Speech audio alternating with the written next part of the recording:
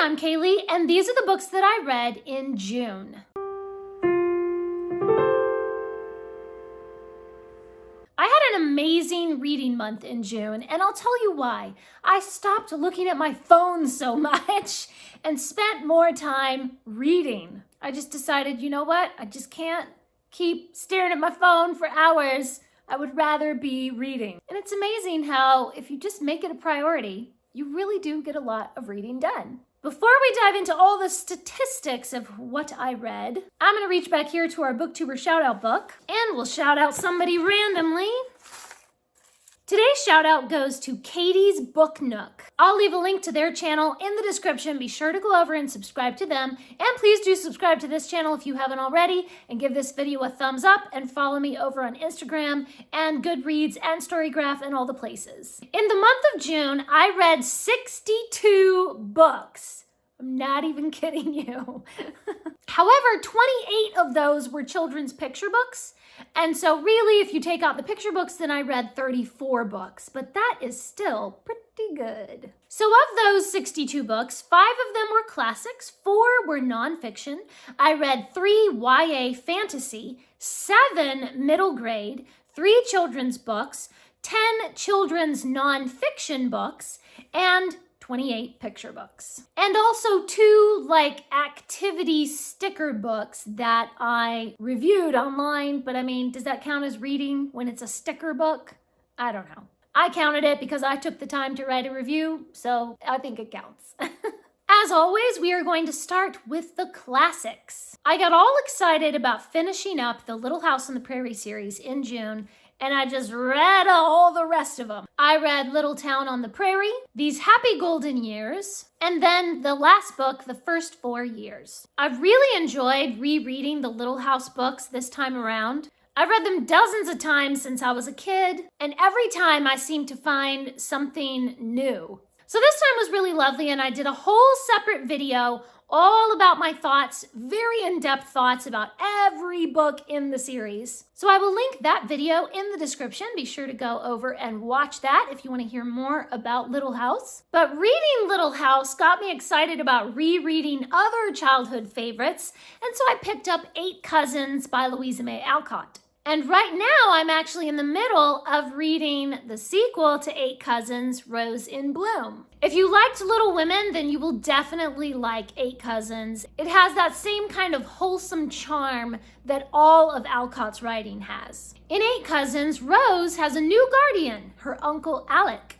And she has 7 cousins who are all boys. And they are very energetic and boisterous, and poor, shy Rose is caught in the middle of all their shenanigans. Rose also has a great many meddlesome aunts, and they all object to Uncle Alec's parenting style. They say that he will make her into a shameful tomboy instead of an elegant young lady. But ultimately, Rose has to decide which path is best for her own happiness. It's such a comfort to reread old favorites, and I always cry at the sad parts and laugh at all the cousinly shenanigans. And I just adore the close relationships between the whole family. The cousins really grow up more like brothers and sisters. They look out for each other and help each other in the sweetest way. And I especially love the friendship between Rose and her maid, Phoebe. They are so cute and giggly in this book, but their friendship grows strong through some really tough times, and then you see that again in the second book. I always give this one 5 stars. And I also reread A Study in Scarlet. I've already done a whole separate video about reading through A Study in Scarlet,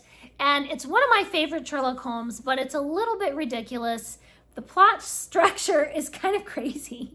But I had this beautiful new edition that was sent to me from Magnetic Press, and so I wanted to reread it. And of course, I always give it 5 stars, but I'll leave a link to the other video that I did so you can see all my in-depth thoughts about A Study in Scarlet. I also read the next book in the Basil of Baker Street, The Great Mouse Detective series. I read Basil and the Lost Colony. So Basil and his trusty friend Dawson are hot on the trail of the evil Professor Ratigan when Basil is invited to investigate a clue that might lead to the famous lost colony in the Alps. But Ratigan infiltrates into the very heart of Baker Street, and he steals away the clue. And now it's a race to the Swiss Alps to see who will find the lost colony first.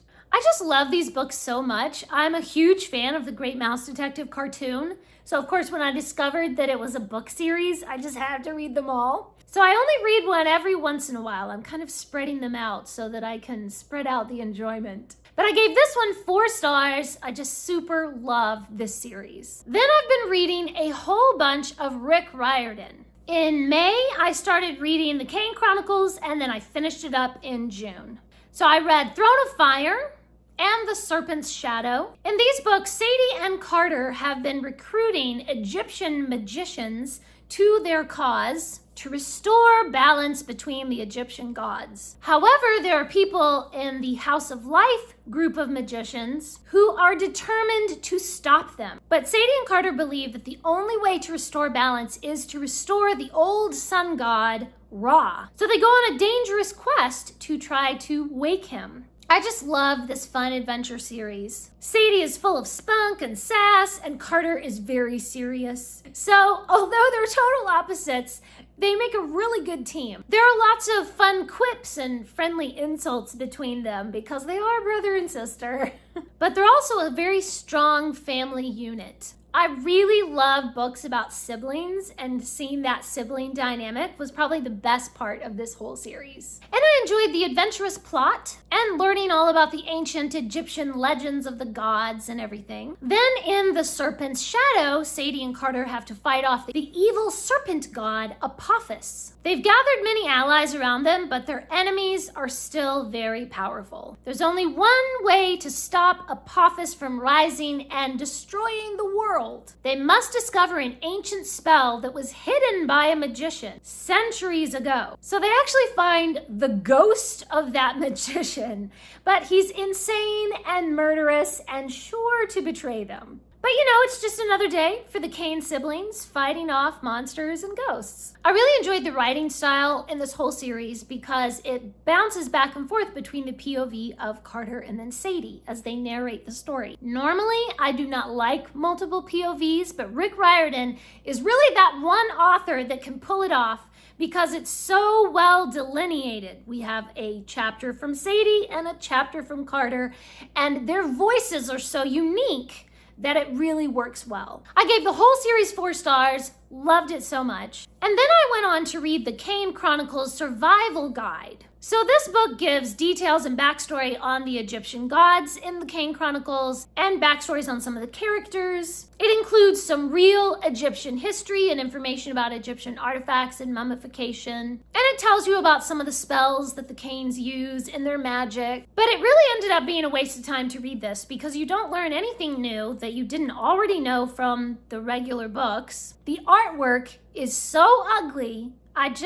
I don't know. What is it with Rick Riordan and horrible artwork? You would think that as popular as his books are, they would have some decent artwork. I gave it 2 stars. It was a complete waste of time. It was just boring. Then I got excited to read Demigods and Magicians. This is where the Kane siblings meet Percy and Annabeth.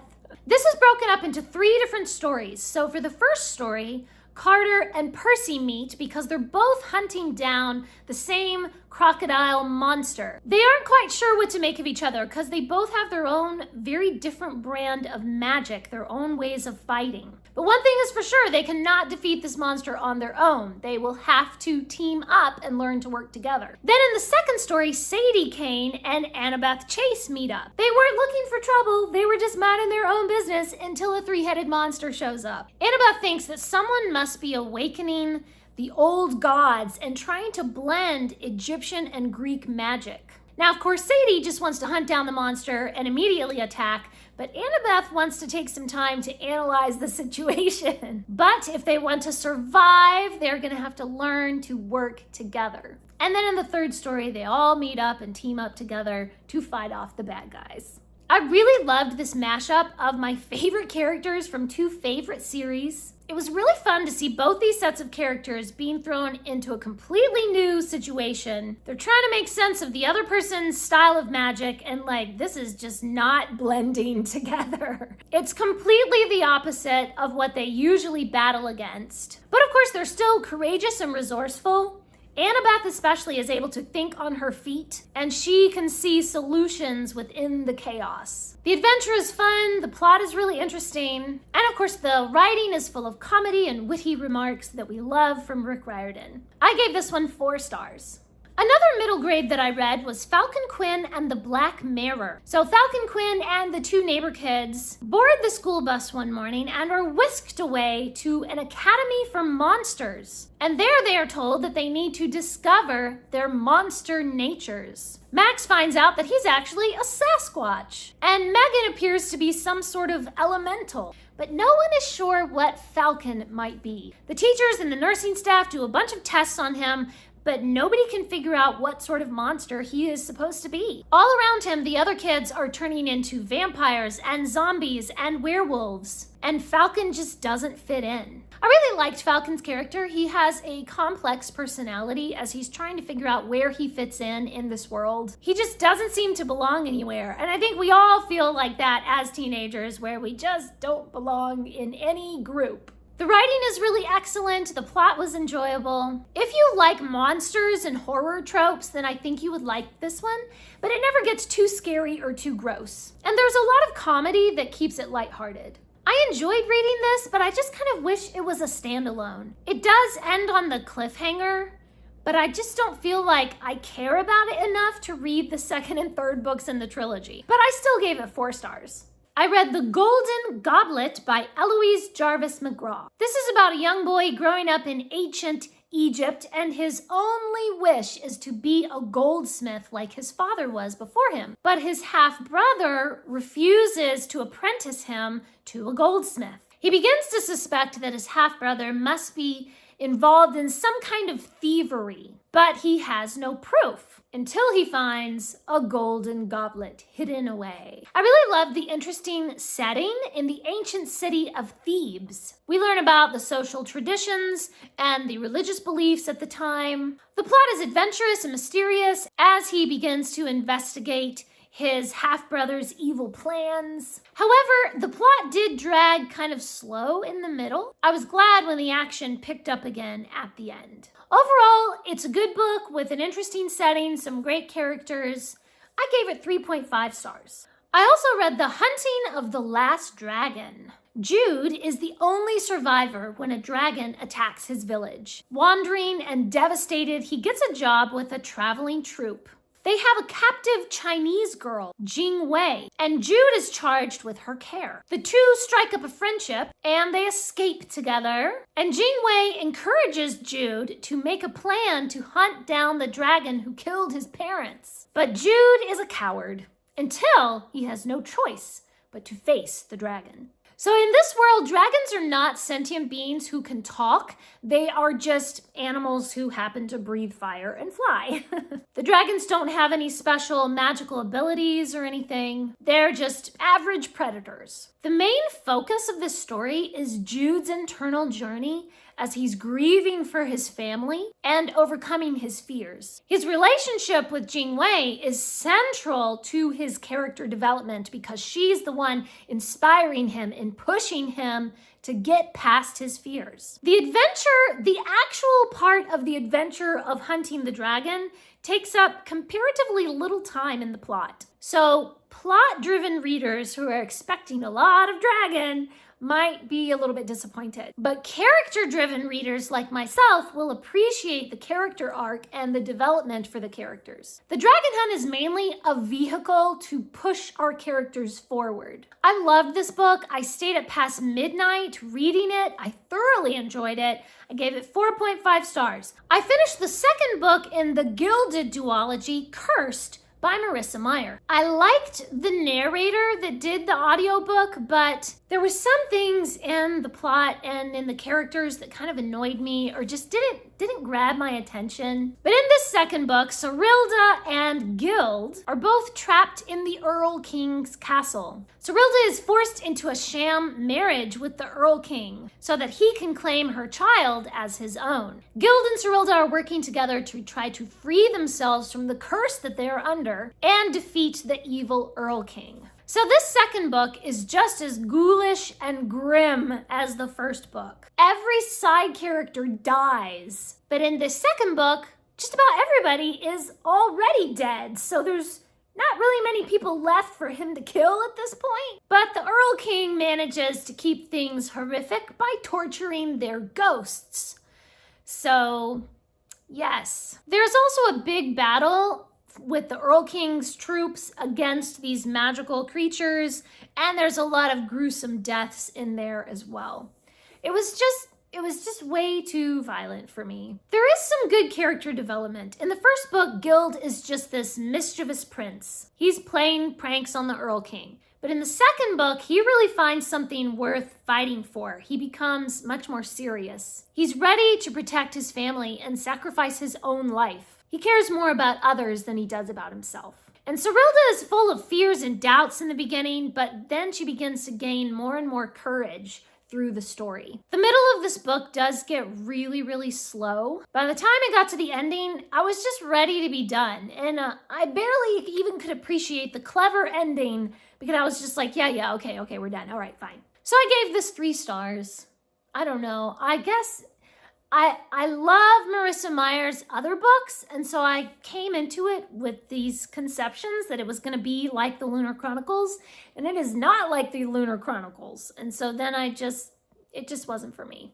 I also listened to the audiobook of Tiger's Dream. This is the final book in the Tiger's Curse saga by Colleen Houck. So because it's the last book in the series, I can't really tell you anything about the plot, because it will spoil the entire series for you. Suffice it to say that there's all kinds of magic and time travel and romance. This book kind of broke my brain because there's so much back and forth through time travel, but it explains a lot of things that were really wild and magical and kind of unexplained in the first 4 books. However, it's been about 4 years since I read the rest of the series, so I kind of wish that I'd gone back and reread the whole series and then read this one, so that those events were more like fresh in my mind. I had forgotten some of the details of their previous adventures, but I remembered enough to figure out what was going on. One of the things I really loved in this last book was the character development for Kashan. In the first 4 books, he's kind of a jerk.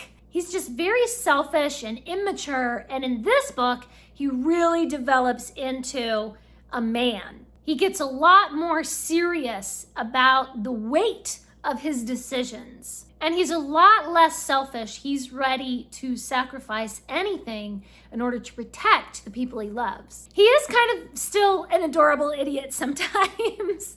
But I basically cried through this entire book. The writing just grabs your heart and then squeezes mercilessly.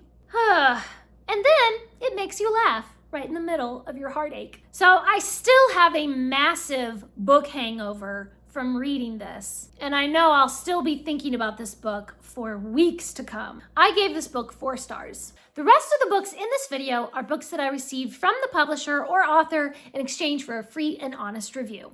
I read The Ogress and the Orphans by Kelly Barnhill. When an ogress moves in just outside of town, the townspeople begin to blame her for everything that has gone wrong in their town for years, even before she came there. Their bad luck all started years ago when the library burned down. But thank goodness for their wonderful mayor, who is working to restore the town and get rid of the ogress. However, there are a few children in the orphanage who begin to wonder if the mayor is really quite so wonderful as the townspeople think, and if the ogress is really so evil. There are 3 orphans who are the main focus of this story. Anthea, who is very good at problem solving, and Bartleby is a philosopher who asks the hard questions, and his sister Cass, who is quiet but brave. These 3 children look at their crumbling town and decide to finally do something to help. I just loved this fanciful story. The soft magic system is really mysterious. There are just kind of little glimmers of magic in everything, but nothing is defined. The writing style takes a lot of time to point out important details. The plot does move slowly, but the writing is just so good at capturing your attention in these little moments for the characters. I didn't mind the slower pace. In fact, it's just really like almost meditative and reflective, so I liked that slower plot. And of course, in the end, all those little details end up being very important later on. And the writing is just so elegant that I found it very soothing to read. And of course, I loved the wonderful characters. All the orphans are so cute. Anthea is the oldest of all the orphans in the orphanage, so she feels like she has to take care of everybody. And Bartleby is bookish. He's more of a thinker rather than a doer, but his sister Cass, she's the doer. She will just go out and get things done. They're all really interesting, complex characters. And I enjoyed the exploration of deep themes about neighborliness and kindness and what it means to belong in a family. There's just a lot of really positive messages in this book. I gave this 4 stars. It's just absolutely delightful. I also read The Tale of Emily Windsnap. Emily has never been in the water. Her mother's afraid of the water, so she has kept Emily out of any sort of swimming lessons. Emily's not allowed to go to any pool parties. But finally, Emily is enrolled in a swim class at school, and she discovers she's a mermaid. And there's a whole community of mermaids living far out at sea. Emily begins to question everything. Why is her mother so afraid of the water? And where is her father? He left them when Emily was a baby, but is there a deeper secret behind his leaving? I really loved this cute mermaid story. Emily is just so adorable. She's so sweet. And I really liked how she and her mom have a very close relationship. The magic of the mermaid world is interesting and imaginative. And of course, there's the whole mystery behind Emily's past and her father. So I enjoyed the mystery and the adventure and all the magic in this story. Some of the plot is kind of ridiculous, but it's magic. It's fine. Okay. I gave this 4 stars. And I read The Orphaned Tiger by Holly Webb. So in this one, a little Russian girl, Anushka, hears about a tiger cub that is out in the forest around her village. People think that probably the mother must have been killed by poachers, and now this tiger cub is wandering around searching for food on the edges of town. Anushka knows that it is dangerous, but she feels something drawing her out into the forest to search for this tiger cub. This has a simple writing style, adorable little illustrations, and I was really impressed with Anushka's sacrificial love and compassion for this animal that is in distress. I thought it was really sweet, and I gave it 4 stars. Some of the nonfiction books that I read: Tibbles the Cat, Science Factopia, Insectorama, The Marvelous World of Insects, Britannica's Encyclopedia Infographica, The Souls of Flowers. That one is full of beautiful, beautiful artwork of flowers. All About Flags, which I thought was really interesting. And The Great White Shark, which I only read because my niece is obsessed with sharks. And of course, I also read 28 picture books, and so many of these were really adorable, just really cute, beautiful artwork, and a lot of them have really positive messages. They teach you, a little lesson about being true to yourself, or sharing with others, or telling the truth, or having courage, or relying on your family. As soon as I put them on the shelves, my little nieces immediately grabbed a bunch of these and wanted to read them, of course. And those are all the books that I read in June. Please leave me a comment and let me know what are some of your favorite books that you've been reading this past month. Thanks for watching. Please subscribe, and remember, the right book in the right hands at the right time can change the world.